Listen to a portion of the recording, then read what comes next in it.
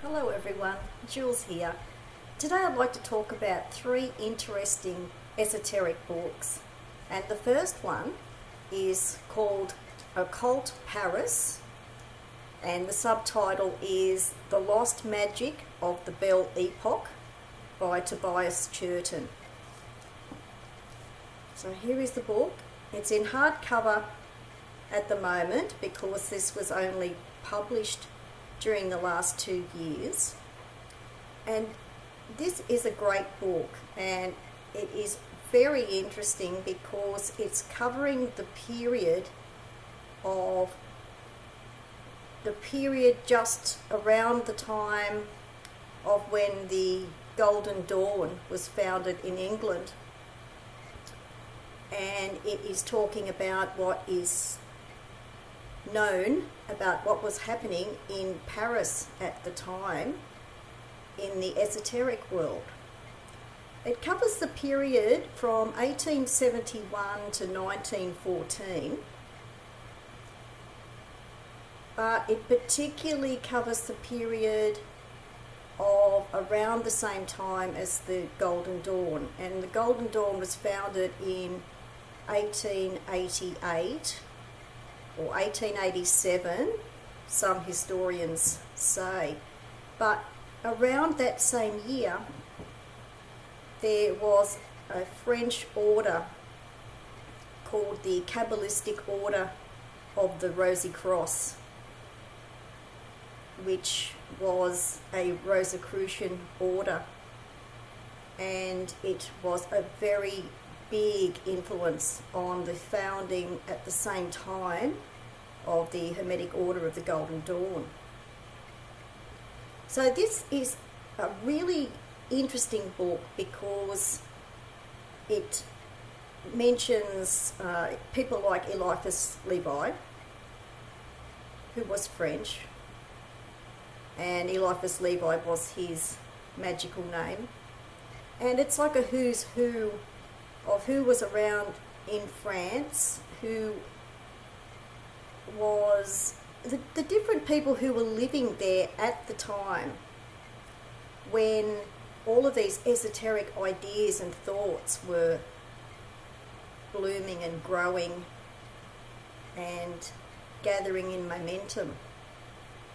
And what this book is also about is how it affected culture and art and poetry and even the music at the time. People like Debussy, the composer Debussy, was influenced by some esoteric thought. There are some coloured pictures in here of some of the artwork at the time, of the art movements, the symbolism or the symbolist movement in particular, and the Art Nouveau movement. Art movement was particularly influenced by esoteric thought at the time. So I think this is not only an interesting and well-written book and well-researched book, but I think it helps to sort of join the dots and build the bridge between what was happening around the same time between England and France, around the same time where there was this revival of esoteric thought, and how it led to these esoteric and Rosicrucian orders that went on to influence the creation of the Golden Dawn tarot decks, for example, and the French already had their own tarot decks as well. There's information about Oswald Wirth in here as well. It really is a who's who of what was happening in Europe around the same time as the founding of the Golden Dawn. I think it's a unique book. Tobias Churton is a great esoteric author. He's also written about 3 books about Aleister Crowley as well. And this book does mention Aleister Crowley, but it's really the period just before Crowley joined the order. This is more about the foundation, the founding of these orders. So it's got more information on here about Samuel Mathers, for example, who founded the Hermetic Order of the Golden Dawn in England. For people who want to know more about not only the cross-cultural influence between England and France from an esoteric point of view, people who want to know why there is that French influence on the English esoteric orders and the English esoteric thought, people who may be curious about what the history is and why there was this interchange of ideas at this time. And it's also such an interesting book for the historic period. It's one of my favourite historic periods because I love the art and the poetry from this period as well. So this is a really great book. So Occult Paris, The Lost Magic of the Belle Epoque by Tobias Churton. And it's quite easy to get.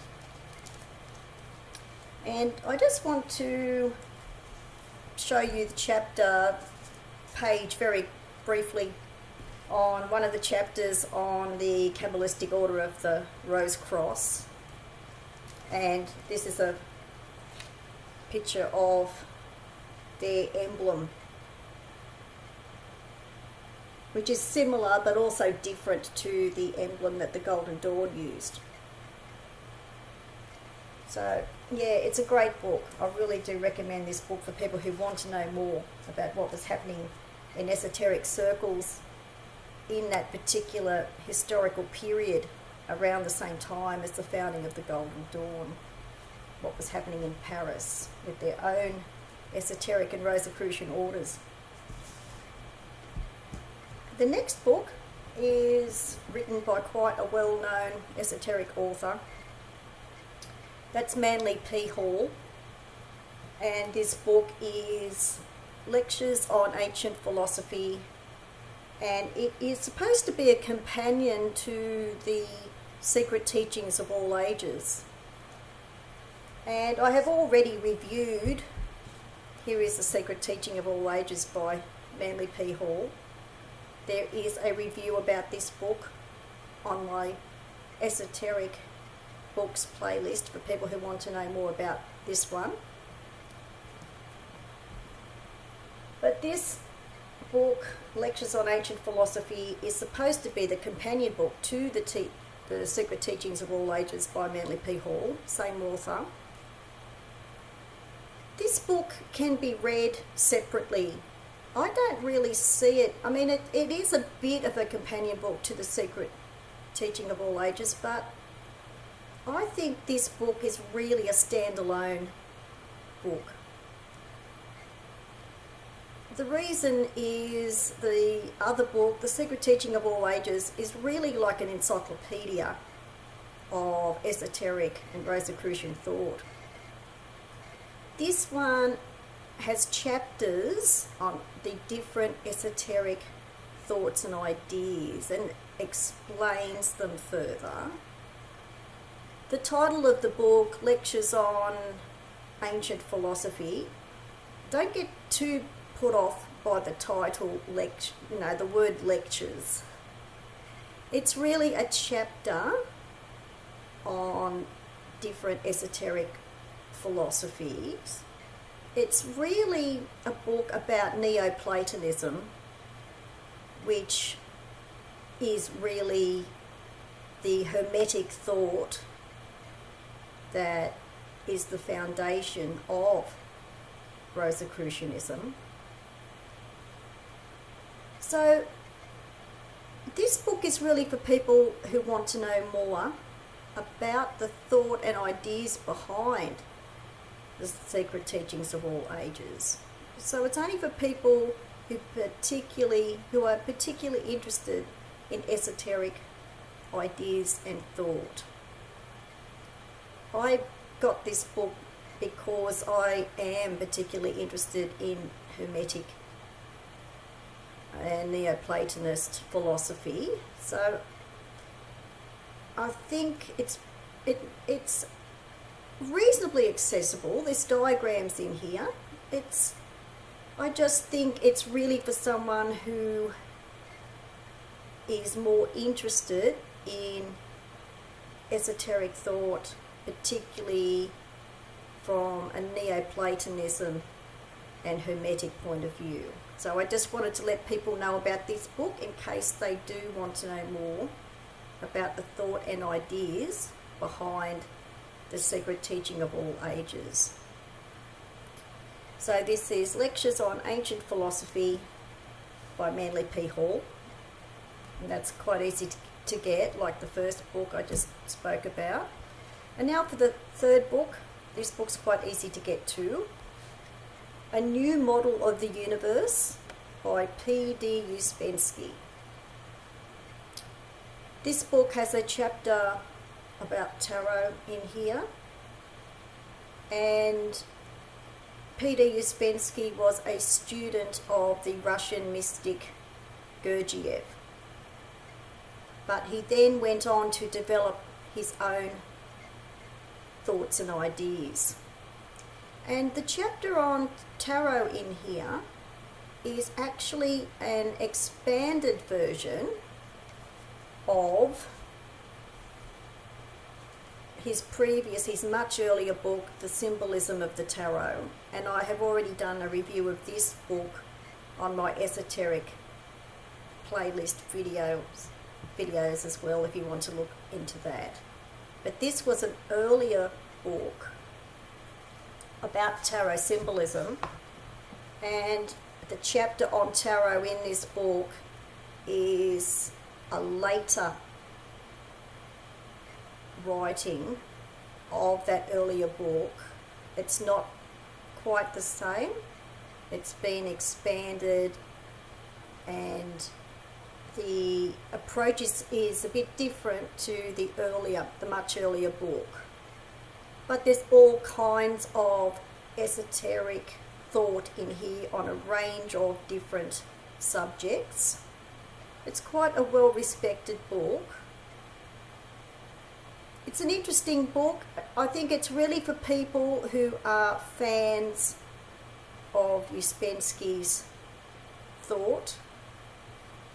A lot of his esoteric thought is from a more mystical approach because he was a student of Gurdjieff. So this book is quite relatively easy to get. It's quite thick.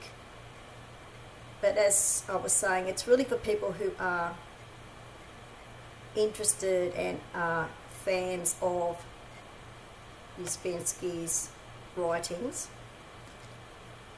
And it has quite a good sampling of his writings in here.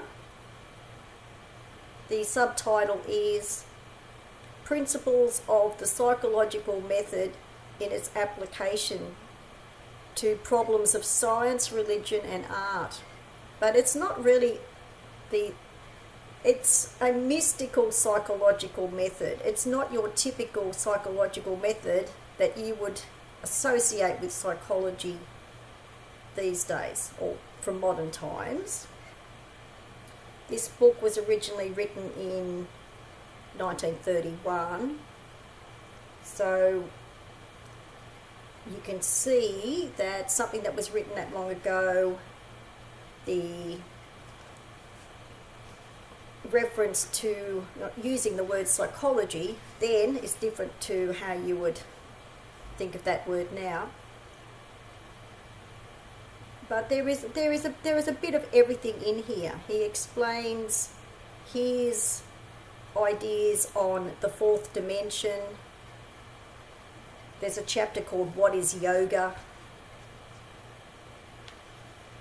It's just it's a very, very interesting book. There's writings here on human evolution,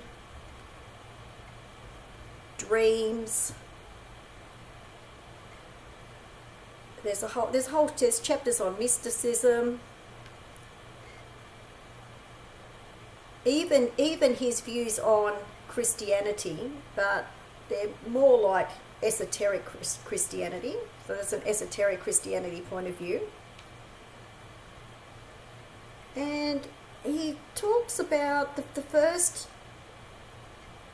writings are about his views on esotericism and modern thought, or modern thought for that time. So yeah, it is a very interesting book. I think it's a great book.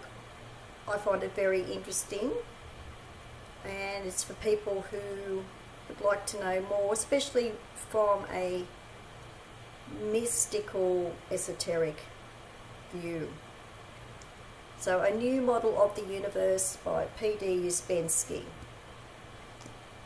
So there are 3 very interesting esoteric books, and I'll put the details below the video. Thanks for watching. Bye for now.